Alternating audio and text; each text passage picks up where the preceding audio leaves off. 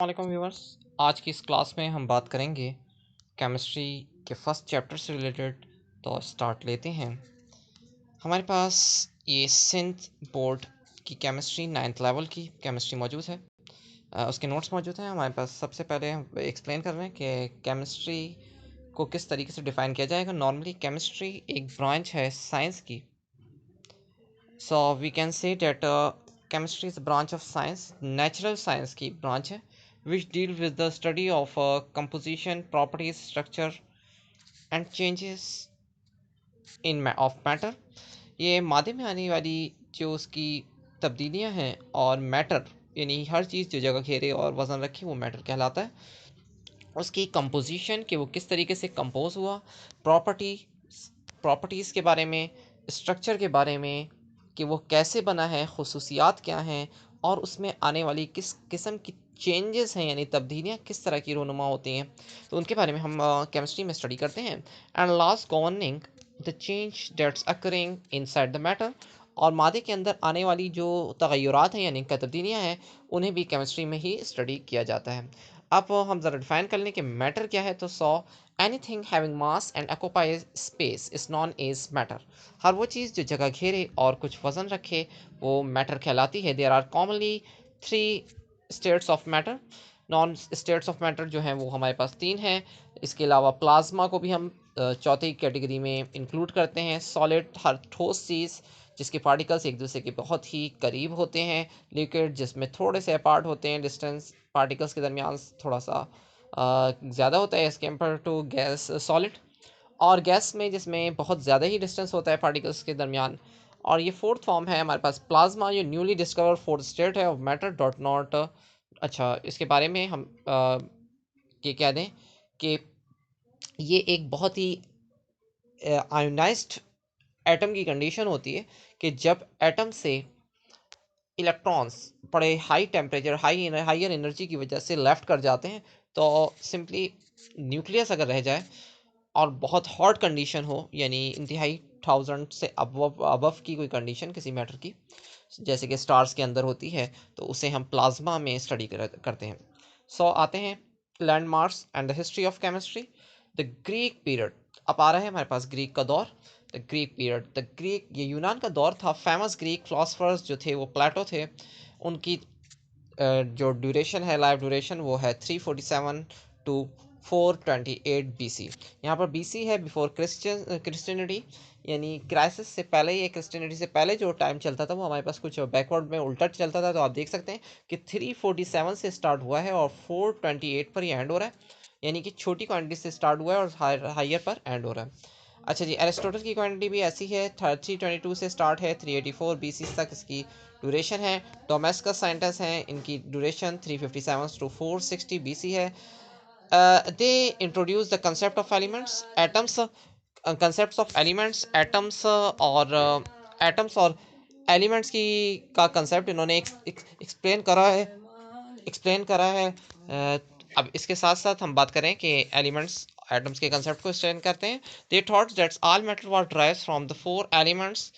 इनके मुताबिक यानी कि उस दौर के साइंटिस्ट के मुताबिक ये कंसेप्ट था कि तमाम दुनिया की या कायनात की चीज़ें 4 चीज़ों से मिलकर बनी हैं और एलिमेंट्स अर्थ के जिसमें फायर और वाटर इंक्लूड है, तो इनसे ये तमाम तर चीज़ें बनी हैं। तीसरी बात जो इन्होंने एक्सप्लेन करी वो ये, these elements have the properties their own such as dry, hot, cold, wet. और उनकी कुछ खसूसियात होती हैं, हर चीज़ खुश्क होती है, हॉट होती है, कोल्ड होती है और वीट यानी कि गीली होती है। According to them fire was hot, उनके मुताबिक फायर हॉट थी, ड्राई थी। अर्थ वाज कोल्ड, ज़मीन जो है ठंडी है। और यानी कि फायर हॉट होती है, ड्राई होती है, ज़मीन कोल्ड है और ड्राई भी है। Water was cold, water cold तो है लेकिन उसके साथ साथ वीट है। And air was hot, air अगर हॉट है तो उसके साथ कभी कभार वीट भी होती है यानी कि उसमें मॉइस्चर भी इंक्लूड होता है। अब आ रहा है रोमन्स की कंट्रीब्यूशंस। और Romans develop the chemical arts still further. Rome वाले जो थे उन्होंने आर्ट्स पर ज़्यादा वर्किंग करी। They improve the metallurgical process that introduce the of pottery. इन्होंने मेटलर्जी यानी कि एक्सट्रैक्शन ऑफ मेटल, ज़मीन से किस तरीके से कौन से धात वगैरह मेटल्स निकाले जाते हैं उस प्रोसेस पर वर्किंग करी। However they developed the little theoretical knowledge in the regards, और इसके साथ साथ इन्होंने कुछ थ्योरेटिकल यानी कि रिटन फॉर्म में भी वर्किंग को और नॉलेज को महफूज करा। They were there were all empirical, इनका तो तमाम वर्क था वो जनरल वर्क था, एम्पेरिकल अंदाज से था, कोई डीपली स्टडी उन्होंने किसी वर्किंग में किसी भी प्रोसेस में नहीं करी। अच्छा जी, द मुस्लिम पीरियड्स, अब मुसलमानों का दौर स्टार्ट होता है। Muslim period was start from 600 to 1600 AD in the history of the chemistry. Chemistry की तारीख में मुसलमानों का जो दौर है वो 600 से लेकर 1600 एडी तक चल रहा है, और non is the period of alchemist, इसे अल्कीमिया यानी अल्केमिस्ट का पीरियड कहा जाता है, क्योंकि ज़्यादातर ये अरबिक लैंग्वेज था, इसलिए वहाँ के वर्डिंग के अकॉर्डिंग अल्केमिस्ट का वर्ड यूज़ किया जाता है। The modern scientific knowledge is based on the contribution of these scholars.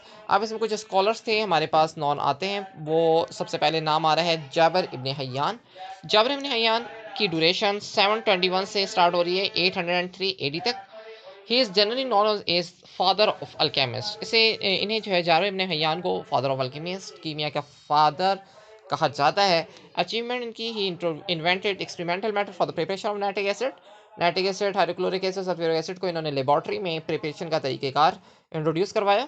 इसके साथ साथ ये डिस्कवर द वाइट लीड यानी सीसा जो है, यानी उर्दू में हम सीसा कहते हैं, उर्दू में इंग्लिश में लीड, और केमिस्ट्री में प्लम्बियम के नाम से जो धात जो मेटल यूज़ होता है उस मेटल की डिस्कवरी इन्होंने करी। He also develop method for the extraction of metals from their ores, इन्होंने मेटल्स को उनके ओर से यानी कि उनकी जो मेन जगह होती है वो रीजन रीजन से जिस मेटल को एक्सट्रैक्ट किया जाता है उस ओर से निकालने के मेथड्स बताए, तरीक़ेकार बताया कि किस तरीके से किसी मेटल को, किसी धात को उसके ओर से उसके ज़खायर से निकाला जाएगा।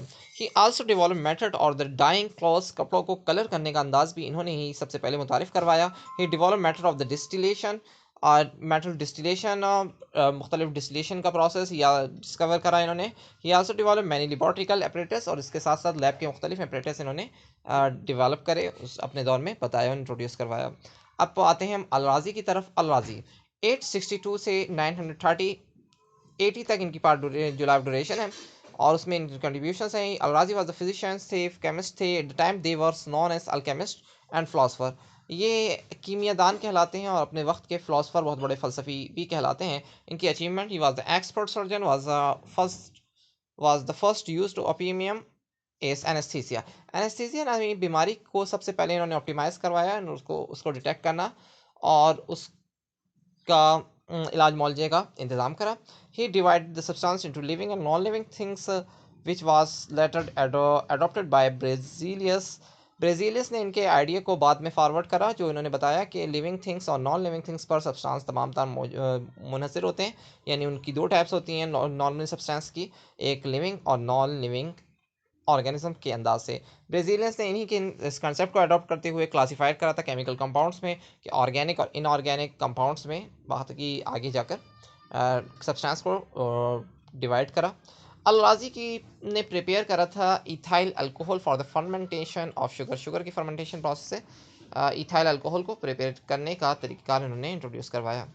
अब आते हैं अल-बैरूनी की तरफ। 973 टू 1048 एडी में इनकी ड्यूरेशन है। कंट्रीब्यूशन फिजिक्स में, मेटाफिजिक्स में, मैथमेटिक्स में, geology, geography, history, in the field of chemistry, और केमिस्ट्री की बहुत सी ब्रांचेस में, फील्ड्स में इन्होंने इन्होंने इन्होंने वर्किंग करी। To determine density of different substance, मुख्तलिफ सब्सटेंस की डेंसिटी इन्होंने इंट्रोड्यूस करवाई। अच्छा जी, इब्ने सीना यानी बुअज़ी सीना ने कहा जाता था, या इब्ने सीना कह दें। 980 से स्टार्ट है पार्ट लाइफ ड्यूरेशन, और 1037 तक हमारे पास एडी तक जा रही है। Ibn Sina was famous for the contribution in the field of medicine. इनको मुतारिफ हुए मेडिसन की फील्ड में, मेडिसन के अलावा मेडिकल्स में, केमिस्ट्री में, फ़िलासफ़ी में, मैथमेटिक्स और एस्ट्रोनॉमी, ये तमाम सब्जेक्ट्स में इनकी बहुत बड़ी बड़ी कंट्रीब्यूशंस हैं। Direct research, direction of research of Muslim scientist. अच्छा, मुस्लिम साइंटिस्ट ने किस किस डायरेक्शन में कौन कौन सी रिसर्चेस करी, तो कुछ वो इंट्रो यहाँ पर एक्सप्लेन किया गया। These Muslim alchemist was interested more in finding a way to polar, अच्छा जी, लाइफ को एक्सप्लेन करा मुख्तलिफ साइंटिस्ट ने और बहुत ही अच्छे अच्छे तरीके बताए लाइफ को ईजी बनाने के and convert basic base metals like leads copper golds they could not do so. अच्छा, मुख्तलिफ मेटल्स को मुख्तलिफ अंदाज से उससे मुख्तलिफ चीज़ें बनाने का तरीक़ेकार भी मुस्लिम साइंटिस्ट ने इंट्रोड्यूस करवाया। Their research leads the discoveries of many substance and leads the foundation of chemistry. इनके दौर में यानी केमिस्ट्री की फाउंडेशन बुनियाद बहुत बेहतर हुई, जिस क्यों वजह ये बनी कि उन्होंने बहुत सी चीज़ों को डिस्कवर करा और उन पर मुख्तलिफ बहुत ज़्यादा रिसर्चेस भी करी, जैसे कि many important reagents like sulphuric acid, nitric acid, sulphonic और hydrosulpho sulphuric sulphuric acid, hydrosulphuric acid और इसके साथ साथ सिल्वर नाइट्रेट, इन तमाम चीज़ों को मुस्लिम ही पीरियड में डिस्कवर किया गया। Chemist of that periods however devoted their energies energies mainly to production of drugs for the use of medicines। Medicines के बनाने के लिए बहुत से अंदाज से यानी कि ड्रग्स को इस्तेमाल करने का तरीक़ेकार इन्होंने अपनाया मुस्लिम साइंटिस्ट ने, इसलिए केमिस्ट्री में इनको बहुत ज़्यादा सराहा जाता है। मॉडर्न पीरियड यहाँ से स्टार्ट हो रहा है, नेक्स्ट वीडियो में मॉडर्न पीरियड को लेंगे। यहाँ तक रखते हैं। Thanks for watching this video. अस्सलाम वालेकुम वरहमतुल्लाहि वबरकातुहू।